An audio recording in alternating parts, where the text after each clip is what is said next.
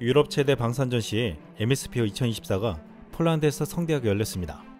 한국의 방산 기업들은 9월 3일부터 6일까지 폴란드 키예시에서 열리는 국제방위 산업 전시회에 대거 참여해 폴란드를 거점으로 유럽 시장 공략을 본격화하겠다는 전략을 세우고 있습니다. 이번에 폴란드는 MSPO 2024 홍보 영상을 만들면서 우리 군의 군악대 연주 장면과 이동 장면을 등장시켰고, 마지막 엔딩에는 FG홀의 입구가 보였는데 여기에 리드 네이션이 사우스 코리아로 적혀 있었습니다. 지홀에는 1000제곱미터가 넘는 거대한 전시 공간에 한국관이 위치해 있는데, 폴란드는 이번 전시의 주인공은 한국 무기가 전시된 한국관임을 알리는 것처럼 보였습니다. 또한 폴란드 키예체 주최 측에서 만든 또 다른 홍보 영상에서는 초반에 높이 날아올라 여러 개 송판을 격파하는 태권도의 멋진 장면이 나오더니 중후반부에는 한국 전통 의상을 입고 거무든 장수가 서 있는 장면이 인상적으로 등장했습니다. 마지막에는 엄동한 방사청장의 모습까지 등장하면서 이번 전시에서 한국의 중요성을 강조시켰습니다. 자체 기술로는 당장 경쟁력 있는 무기를 만들 수 없는 폴란드는 한국과 손을 잡고 한국 무기를 생산해 유럽에 수출하는 생산 허브가 되어 이번 전시에 유럽 각국에게 한국 무기의 탁월함을 알리려고 하는 것처럼 보이고 있습니다. 이번 MSPO에서는 폴란드의 K2 전차 2차 계약이 체결될 것이란 기대감이 있는데, 한국 이번 전시에서 가장 중요하게 생각하는 것은 하나오션의 잠수함이라고 했습니다. 폴란드는 사업 규모 약 22억 5천만 유로, 한화로 약 3조 3,500억 원의 차기 잠수함 사업 오르카를 진행하고 있는데, 내년 상반기 우선 협상 대상자 결정에 들어갈 전망이기에 이번 전시회가 굉장히 중요하다고 했습니다. 독일과 프랑스가 정부 차원의 전방위적인 지원을 무기로 한국의 하나오션과 경쟁할 것으로 보이는데, 하나는 이미 K9 자주포, 천무 등을 공급해 신뢰가 쌓여있고 30년간 잠수함 실전 운영 및 정비 운영 등의 기술적인 장점을 내세우고 있습니다. 무엇보다 폴란드 해군의 현대화에 따른 안보 강화와 현지화 기술 이전을 통한 경제적 효과를 낼 수 있다는 것으로 경쟁국을 이길 수 있다고 자신하고 있습니다. 그런데 이번 MSPO 2024는 유럽 국가들에게는 과거와는 전혀 다르게 다가올 것이라고 했습니다. 러시아 우크라이나 전쟁에 이어 이스라엘 하마스 전쟁까지 발발해 나토 국가들은 국방비를 역대 최대로 증가시키고 있습니다. 2010년대 초반까지만 해도 감소했던 나토 회원국의 국방비 총액은 지난해 전년 대비 9%가 늘었고 올해는 18%가 급증할 것으로 추정되고 있습니다. 1990년 냉전 종식 이후 30여 년 만에 가장 큰 증가율로 나토 회원국 중 국내 총생산 대비 국방비 비율이 자체 설정 기준선인 2%를 넘는 나라 또한 10년 전 3개국에서 올해 23개국으로 늘었습니다.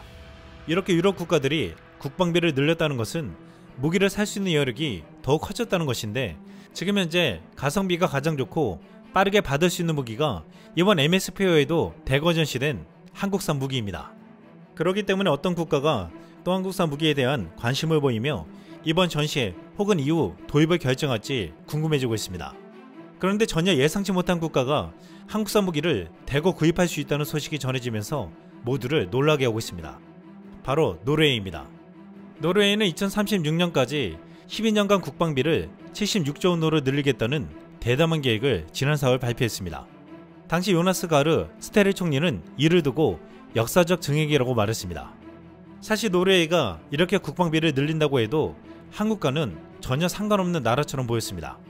노르웨이는 지난 2023년 K2 전차가 최종 후보까지 가서 더 좋은 평가를 받았음에도 결국 독일산 레오파드 전차를 선택했습니다. 노르웨이 수출에 최선을 다했던 한국은 이에 큰 충격을 받았습니다.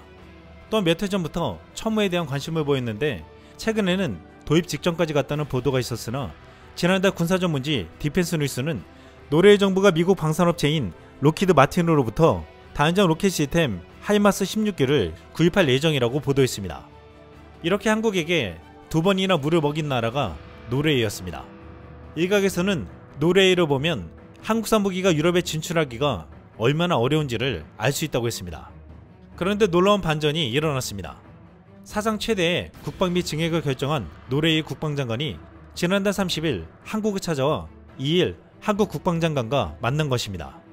변 아리드 그람 노르웨이 국방장관은 한국은 수준급 기술을 보유한 방산 강국이자 주요 무역국이라며 노르웨이는 한국산 K9 자주포를 수입해 운영하고 있고 한국의 발주에 건조한 선박들도 많다고 말했습니다. 또한 중요한 것은 노르웨이 새로운 국방 계획에 따라 한국과 협력할 새로운 기회가 있으리라고 본다라고 말한 것입니다. 게다가 한국은 미국의 방산물자를 가장 많이 수출하는 나라 중 하나로 노르웨이와도 협력을 크게 늘릴 가능성이 있다고 본다고 말했습니다. 실제 이번에 디펜스 뉴스는 노르웨이 정부가 미국산 하이마스 16기를 구입할 예정이라고 보도했지만 이것은 미국 정부가 록히드 마틴 측이 하이마스를 수출할 수 있도록 승인한 것일 뿐 아직 노르웨이는 어떤 무기를 선택할지 결정하지 않았다고 했습니다. 노르웨이는 당초 K2 전차 72대를 구입하려 했고 한국은 2025년까지 72대를 전부 납품하겠다고 약속했습니다. 하지만 정치적인 결정으로 독일 레오파드 2의 에이스 선택했고 가격도 비싸지만 2027년에서야 초도 물량을 받을 수 있다고 했습니다. 이후 노르웨이 언론들은 정부 결정에 불만을 품은 듯 폴란드가 불과 1년도 채 안 돼서 K2 전차를 계속 받고 있다고 보도했습니다. 노르웨이는 독일 레오파드 전차 54대를 계약하고 추가로 18대를 구매하는 옵션을 사용하지 않기로 결정하고 이 자금을 대공방어에 투자하고 장거리 사격 능력을 확대하겠다고 했습니다. 업계에서는 이미 K9 자주포 유력을 체험한 노르웨이가 K239 천문을 선택할 가능성은 높다고 보고 있습니다. K239 천문은 하이마스의 절반의 가격밖에 되지 않지만 2배의 파괴력을 지니는데 이제는 사거리까지 500km로 늘어났습니다. 러시아와 국경을 마주하고 있고 긴 해안을 가지고 있는 노르웨이에게 천문은 최적의 화력 체계임은 틀림없습니다. 또한 천문은 하이마스보다 훨씬 빨리 인도받을 수 있습니다. 당장 러시아를 견제할 미사일이 필요한 노르웨이에게는 천무가 더 매력적일 수밖에 없다는 것입니다. 변 아리드그람 노르웨이 국방장관은 한 언론과 인터뷰에서 노르웨이는 1950년 당시 옛소련의 위협에 대응하기 위해 국방비를 GDP의 약 4% 수준으로 유지했었다며 다시 러시아 우크라이나 침공으로 안보 상황이 심각해졌다며 50년대와 같은 수준으로 올릴 것이라고 했습니다. 중요한 것은 이렇게 국방비를 올리는 것은 노르웨이 극자부터 극우까지 초당적인 합의가 이루어졌다는 것입니다. 노르웨이는 그동안 제한된 국방비로 인해 독일산 레오파드2 54대를 구입했지만 이번에 전폭적으로 국방비를 늘리면서 일각에서는 이미 위력을 체험한 K2 전차를 추가 도입할 수도 있다고 보고 있습니다. 노르웨이는 노벨 평화상을 시상하는 평화의 나라로 알려져 있습니다. 하지만 2020년 러시아 우크라이나 침공 이후 북유럽도 안전하지 않다는 위기감이 커졌습니다. 이 지역 국가들은 일제히 국방비를 늘리고 국경 수비를 강화하고 있는데 동유럽에 이어 북유럽 국가들도 이제는 한국산 무기를 강렬히 원하고 있습니다. 그런데 최근 한국의 거대한 프로젝트가 발표되며 전 세계에서 큰 주목을 받고 있습니다.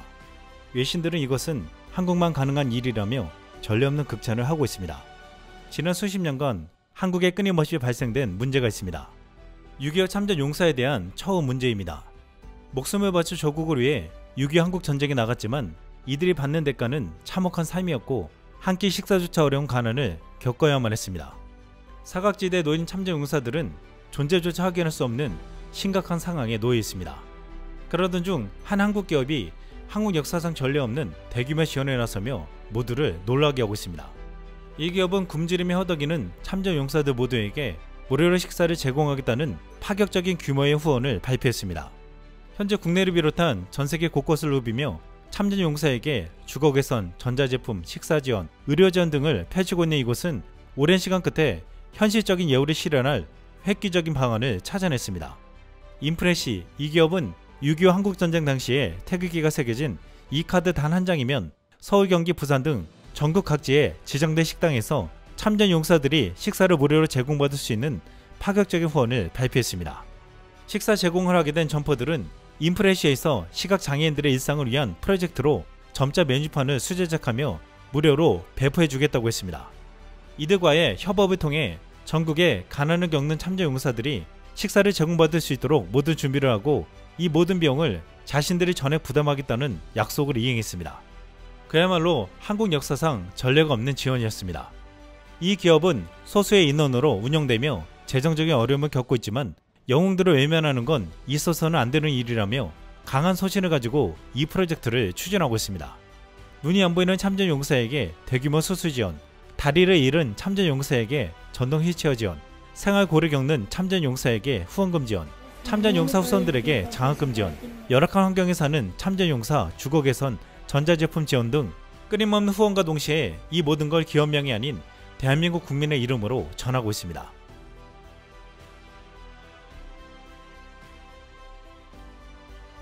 해외를 더불어 국내에도 열띤 반응들이 이어지며 인프레시는 최근 자신들과 함께 해준 한국인들을 위해 특별한 후원 상품을 내놓았습니다. 해당 후원 랜덤박스는 최대 100만원 상당의 백화점 상품권부터 에어팟, 버즈, 갤럭시 탭, 아이패드, 프리미엄 욕실용품까지 9,900원이라는 파격적인 금액으로 출시가 되었으며 현재 수많은 한국인들이 동참을 하고 있습니다. 또한 해당 후원 랜덤박스의 수익금 일부가 6.25 참전 유공자를 비롯해 국가를 위해 헌신한 모든 분들에게 후원되고 있어 더욱 의미가 깊다고 했습니다. 후원에 동참할 수 있는 상품 구매처는 고정 댓글에 남기겠습니다. 많은 영웅들이 지금도 어려움을 겪고 있습니다. 영웅들의 희생과 헌신을 잊지 않고 역사를 되새겼으면 합니다. 여러분들의 많은 관심과 적극적인 동참을 부탁드립니다. 이상 쓸멍이었습니다.